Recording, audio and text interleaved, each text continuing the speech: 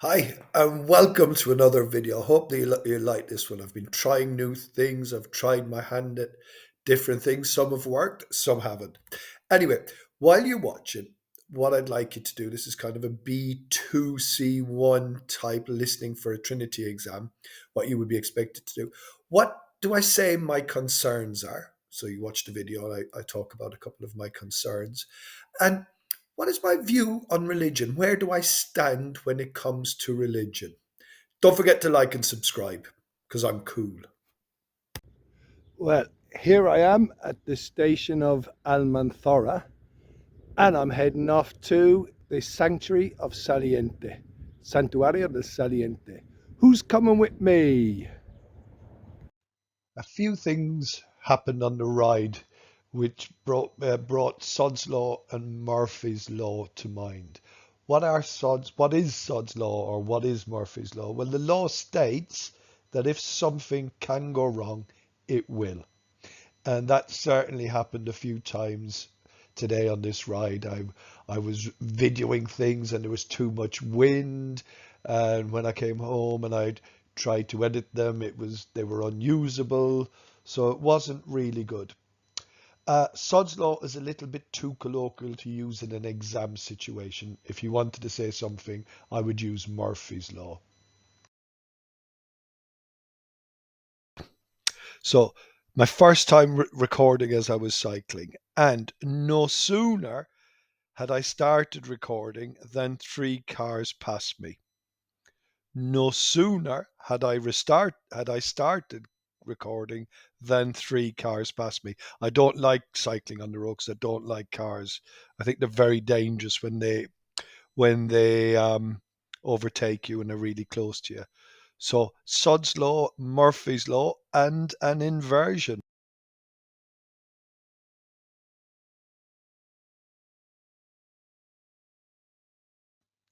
Okay, inversion. What is it? Well, inversion is C1 level grammar. So let's start with a B2 level and have a third conditional. And this is what happened to me on the ride.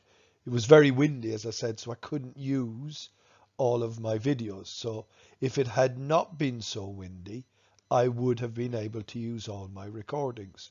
So if plus the past perfect, would plus the present perfect. It's a third conditional. So to invert it, what am I going to do? I'm going to get rid of if. I'm going to move had to the start of the sentence, then it, and then the negative. Had it not been so windy, I would have been able to use all of my recordings. I would have been able to use all my recordings. Were it not for the wind, I would have used all my recordings. Okay, that's another inversion. And we can use it. We don't need if. We can make it a little bit more advanced. We can have, I had just started recordings when the cars passed. So that's a nice past perfect. Had plus the participle. And now to make an inversion and a more complex inversion, I can say no sooner had I started recording than the cars passed me. Okay, so I've got no sooner and then I'm using than. Okay, so just is more or less no sooner. So no sooner had I started recording than the cars passed me. Okay, this is a warts and all video. Warts and all. That means I'm going to show you the good and the bad. Okay, warts and all. So I'd intended in the video to do a few things, but it didn't pan out for me. It didn't pan out. It didn't happen successfully. It didn't work for me. Um, I wanted to try my hand at videoing while I was moving, like you can see here, and I wanted to put different things in, but it didn't pan out. And then there was this thing in the back of my mind. What if things went wrong? Supposing I had a puncture, supposing my chain broke, but that wouldn't really matter anyway because I've had those problems before and I've always been able to deal with them. However, I'm quite happy that in the fact that I'm making progress and it's not about perfection. Okay, and now a little focus on some kind of advanced conditionals using suppose, supposing, what if, instead of if. So if we don't want to use if, supposing I had a puncture, what would I do? So if I had a puncture, what would I do? Second conditional. Supposing I had a puncture, what would I do? Second conditional. Supposing I had had a puncture, what would I have done?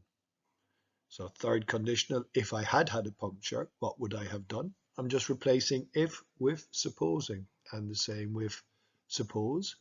Suppose my chain broke, what would I do? If my chain broke, what would I do? Supposing my chain had broken, what would I have done? And the third conditional, if my chain had broken, what would I have done? And what if my chain broke? What would I do? So if my chain broke, what would I do? Second conditional, what if my chain broke? And third conditional, if I had had a puncture, what would I do? Or what would I have done, sorry. And what if I had had a puncture? What would I have done? Third conditional. That will get your marks higher in the exams. I've often wondered if the Nathari dynasty hadn't been around here and implemented or put in these water channels, what would have happened? Would we have found a different way to water? Would things be different if they hadn't done what they had done? What would we have done? Third conditional. Here's a type of statement you might come across in an exam. I wonder if religion has a role to play in today's society. Here we can see what I think are people who have given offerings, you know, like to the Virgin. Here we can see driving to pass their driving test, maybe. Does it have a role to play? Does religion have a role to play in today's fast paced society? Does it give people a chance to breathe?